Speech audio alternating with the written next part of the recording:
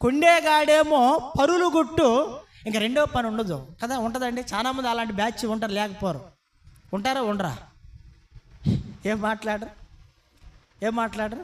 ఖచ్చితంగా ఉంటారు కదా. ఏదైనా జరిగిందంటే మాత్రము ఖచ్చితంగా దాన్ని ఏం చేయాలంట, దాన్ని ప్రకటించకపోతే మాత్రము ఏమైంది, కడుపు చెప్పాలా, కడుపు లావు అయింది. అది చెప్పిన దాకా మాత్రం ఏం కాదంట, నిద్రపోతారా?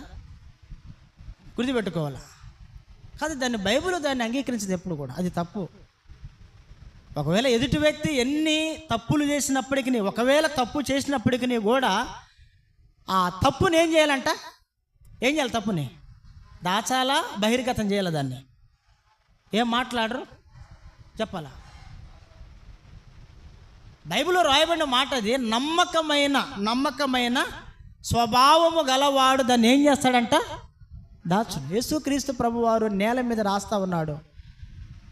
రాసన్నాడు, మొదట మీలో పాపం చేయనివాడు ఆ మీద ఏమేయమన్నాడు, రాయి వేయమన్నాడు. ప్రతి వాడు వస్తున్నాడు, ఆయన జీవితం అంతా ప్రభు నేల మీద రాస్తున్నాడు. సూచన చదువుతున్నాడు, నాకెందుకని పోతున్నాడు.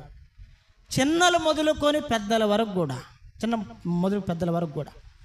కారణం ఏంటి అంటే, దైవ భయము కలిగిన మనస్సాక్షి కలిగిన వారు కారు.